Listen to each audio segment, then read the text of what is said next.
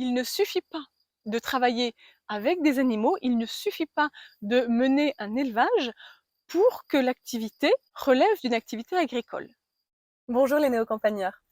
Alors changement de décor pour cette vidéo qui est un petit peu particulière. Aujourd'hui nous parlons plutôt statut. Statut que l'on peut avoir quand on élève des animaux, est-on obligé d'être agriculteur ou non? Et je suis en plein dedans. J'essaie de comprendre un petit peu comment je peux formaliser tout ça sur le plan administratif, juridique, social, etc. Ma journée à la chambre d'agriculture a été dense, donc je n'ai pas pu filmer comme je l'aurais voulu entre deux pour rester dans l'ambiance un petit peu de la ville et de la chambre d'agriculture. Mais c'est pas grave. Me revoilà donc chez moi et je vous donne la suite de cette journée. Alors en fait, ce n'est pas tant le contenu qui est intéressant pour vous. L'idée ici, c'est de partager avec vous ce qui peut vous intéresser, vous, dans votre démarche de recherche d'autonomie et donc d'élevage d'animaux de basse-cour, d'animaux de ferme.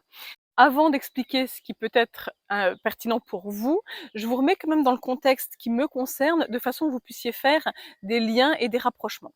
Mon objectif, vous le savez, j'en ai déjà parlé, c'est de créer une ferme qui me permette de vous accueillir. L'idée, c'est de vous accueillir sur place sous forme de stage ou de visite thématique pour échanger sur le thème de l'élevage familial à visée d'autonomie alimentaire.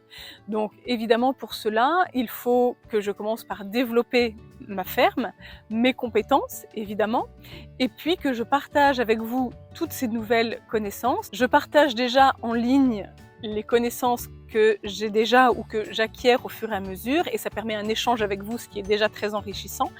Mais l'idée, c'est d'aller plus loin dans le partage de connaissances et de vous accueillir à terme sur place, le temps d'une journée thématique ou d'un stage de 2 jours ou 5 jours en fonction des besoins, et de vous aider à acquérir, comme moi j'aurais pu le faire en amont, les connaissances pour que vous puissiez vous lancer à votre tour en tant que particulier dans l'élevage de poules pondeuses ou dans l'élevage de poulets de chair ou dans l'élevage d'oies, de canards, tous les animaux de basse-cour, y compris les lapins, ça va venir pour moi. Les chèvres, comme j'ai pu en avoir, ce n'est plus le cas actuellement, mais je compte bien en avoir de nouveau, même si c'est pas prévu là dans l'immédiat.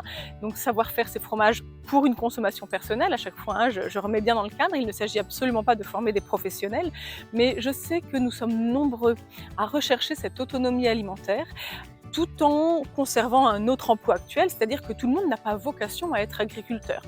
Et donc, partant de ce constat, je mets en place l'infrastructure nécessaire à vous accueillir et à partager ces connaissances pour que vous puissiez, en plus de votre activité principale, avoir les connaissances pour avoir de chèvres, vous en occuper correctement et puis faire vos propres fromages si c'est ce que vous souhaitez.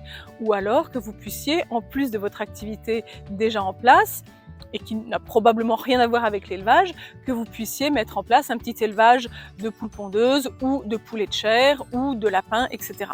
En fonction de votre place, de votre temps disponible, de vos envies, de vos goûts, etc.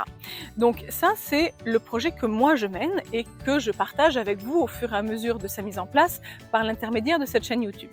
Mais même si je m'adresse à vous en tant que particulier, bien évidemment, il n'en reste pas moins que pour pouvoir vous accueillir, pour pouvoir faire les choses correctement et dans les clous, de mon côté, je dois mettre en place une structure professionnelle.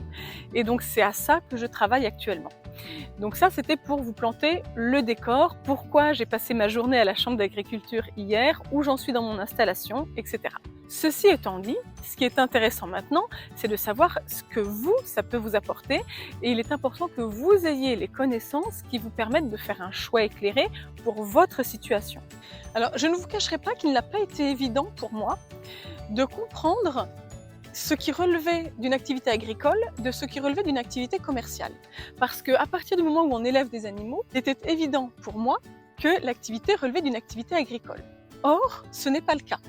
Il ne suffit pas de travailler avec des animaux, il ne suffit pas de mener un élevage pour que l'activité, sur le plan professionnel, relève d'une activité agricole.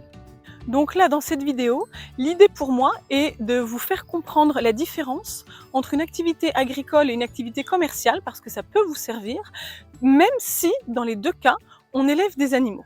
Alors d'abord, soyons très clairs, vous pouvez tout à fait avoir des animaux sans avoir de structure entrepreneuriale autour, sans avoir une structure d'entreprise. Mais je sais aussi que plusieurs d'entre vous souhaitent professionnaliser un petit peu, d'une façon ou d'une autre, leur activité d'élevage. Donc c'est pour ça qu'il faut faire un point vraiment intéressant, je pense. Nous allons donc aborder 3 points totalement distincts. Le premier point, c'est ce que vous pouvez faire en tant que particulier, et c'est tout le sens d'ailleurs de ma démarche. Qu'est-ce que vous pouvez faire en tant que particulier? Le deuxième point, ça va être dans quel cas vous devez avoir une entreprise agricole. Et enfin, le troisième cas qui me concerne directement parce que je suis en plein dedans, c'est dans quel cas est-ce que l'entreprise que l'on veut créer en lien avec l'élevage est une activité purement commerciale et non agricole. Vous devez déjà garder en tête qu'en fait, en tant que particulier, vous avez parfaitement le droit d'élever des animaux de ferme. Vous n'avez pas besoin d'être agriculteur pour élever un cochon, ou pour élever 2 chèvres, ou pour élever quelques poules pondeuses, ou quelques poulets de chair. Vous avez parfaitement le droit de le faire en tant que particulier, autrement dit sans structure. Ça, c'est le premier point qui est absolument fondamental et qui vous intéresse peut-être en première ligne si vous êtes un particulier, que vous souhaitez le rester vis-à-vis des animaux et que malgré tout, vous souhaitez commencer à acquérir quelques animaux de ferme dans une visée d'autonomie alimentaire. Donc sachez que déjà, c'est tranquille pour vous, vous pouvez le faire. À côté de ça, ça ne veut pas dire qu'il n'y a pas de déclaration à faire ou de normes à respecter. Et il y en a. Donc pour le coup, ce n'est pas l'objet de cette vidéo, ça pourra peut-être faire l'objet d'une autre vidéo, mais en tant que particulier, dans les grandes lignes, vous devez globalement toujours déclarer les animaux que vous avez. Si vous avez des chèvres, elles doivent être bouclées et déclarées à la préfecture, au service de la préfecture qui s'occupe de tout cela. Pareil pour les moutons, les cochons. Pour la volaille, c'est un petit peu différent. Une déclaration en mairie est suffisante. Même pour les lapins, vous pouvez vous passer de déclaration. Je crois que c'est absolument le seul animal pour lequel on peut se passer de déclaration. Donc voilà, il y a un certain nombre d'obligations à accomplir, mais en tant que particulier, vous n'avez pas besoin d'être diplômé de quoi que ce soit en agriculture. Vous pouvez élever quelques animaux dans une certaine mesure aussi, une limite de nombre, etc. Mais disons que voilà, vous pouvez le faire. Maintenant, il y a un autre cas de figure, c'est le cas de figure de l'entreprise agricole. Donc typiquement, si vous souhaitez avoir des chèvres, quelques chèvres, même pas énormément, mais quelques chèvres, lesquelles vous donneront du lait que vous transformerez en fromage et que vous souhaitez vendre ces fromages, même si c'est quelques litres par semaine, que c'est tout petit, mais que vous souhaitez vendre sur la période vos quelques dizaines de chèvres sur le marché du coin, alors là, pour le coup, vous tombez dans une entreprise agricole et c'est tout autre chose. On n'est plus dans de la consommation familiale, en fait. C'est ça qui fait aussi la différence, c'est-à-dire que vous avez une production qui n'est pas que pour vous, qui est destinée à la vente. Donc là, clairement, vous tombez dans l'entreprise agricole. C'est pas forcément quelque chose de monstrueux en termes administratifs et tout ça, dans le sens où ce n'est pas forcément une exploitation agricole au sens de la MSA. Vous pouvez avoir le statut de ce qu'on appelle cotisant solidaire. Donc là encore, c'est pas le sujet de cette vidéo, mais il y a disons qu'il y a différents paliers de couverture sociale en fonction de l'ampleur de votre activité agricole. Il n'en reste pas moins que, à partir du moment où vous avez une production sur votre ferme et que cette production vous la vendez, clairement, vous dépendez de la chambre d'agriculture, vous avez une activité agricole. C'est valable aussi pour le potager. Si vous faites votre potager pour vous, en tant que particulier, personne ne vous demandera rien et c'est très bien. Maintenant, si vous souhaitez vendre votre production, même minime, même que les tomates pendant 6 semaines dans l'année au marché du coin, eh bien là encore, ça devient une production agricole puisque vous produisez pour vendre. Donc là, on tombe dans l'entreprise agricole, même si c'est une toute petite entreprise agricole. Mais il y a une troisième possibilité, et elle est particulièrement intéressante dans mon cas, et c'est celle-là que je vais détailler un petit peu. En fait, ce qu'il faut bien comprendre, c'est qu'une activité agricole implique qu'il y ait une production à vendre. Si vous faites une production, mais qu'elle n'est pas à vendre, autrement dit que c'est une production à consommation personnelle ou qu'il n'y a pas de production, que c'est juste un élevage sans production, c'est-à-dire que vous n'abattez pas les animaux pour la chair, vous ne récupérez pas le lait s'il n'y a pas de petits ou des choses comme ça pour les mammifères, eh bien s'il y a juste des animaux mais sans production, ou s'il y a une production que vous ne vendez pas, alors dans ce cas, même si vous souhaitez monter une entreprise autour de cet élevage, ce n'est plus une entreprise agricole, ça devient une entreprise commerciale. Alors pourquoi est-ce que je vous dis ça? Retour à la case départ, on en revient à ce que je vous expliquais tout à l'heure. Dans mon cas, je souhaite mettre en place une activité d'accueil pour un partage de connaissances. Eh bien, cette activité d'accueil autour de l'élevage n'est pas une activité agricole. C'est une activité purement commerciale, d'accueil du public en fait, peu importe le thème. Et donc partant de là, cette entreprise que je souhaite mener n'est pas une entreprise agricole. C'est une entreprise qui est purement commerciale, qui ne dépend pas de la Chambre d'agriculture, même si elle est basée sur l'élevage. Vous me suivez? Mon projet principal est donc un projet qui n'est pas un projet agricole, c'est un projet commercial d'accueil du public et de partage de connaissances, mais qui est basé sur un élevage qui pour le coup n'est pas un élevage de production, puisque la production que j'ai sur la ferme et que je vais avoir sur la ferme au niveau des animaux n'est pas une production destinée à la vente, ça reste une production familiale et personnelle.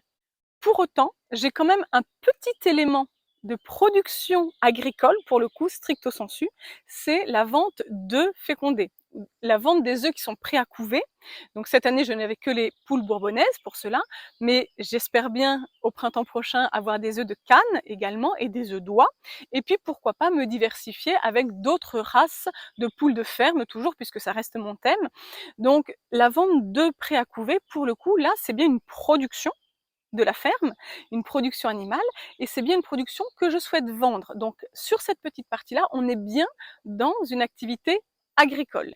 Mais le reste, à savoir le partage de connaissances, là que je fais déjà sur cette chaîne, et le partage de connaissances qui se fera sur place avec l'accueil du public, cette activité-là n'est pas une activité agricole, même si elle se base sur un élevage. Il me semblait important de faire un point avec vous sur ces trois notions-là, le fait que l'on peut avoir des animaux en étant particuliers, ce qui ne dispense pas évidemment des réglementations à respecter. On peut avoir des animaux dans le cadre d'une entreprise agricole, évidemment, quand il y a une production animale que l'on vend. Et on peut avoir une entreprise purement commerciale, même basée sur l'élevage, à partir du moment où le cœur de l'activité n'est pas la production et la vente d'un produit agricole. Alors ma journée à la Chambre d'agriculture, c'était dans le cadre de cette production d'œufs fécondés, d'œufs prêts à couver, que je souhaite mettre en place de façon un petit peu plus développée à partir du printemps prochain. C'est dans ce cadre-là que j'étais à la Chambre d'agriculture, puisque j'ai un petit bout quand même d'entreprise agricole à mettre en place. Mais j'aurai l'occasion de vous en reparler évidemment quand ce sera le moment de développer réellement cette activité. En attendant, n'oubliez pas de vous abonner à la chaîne et comme ça on en reparle la prochaine fois.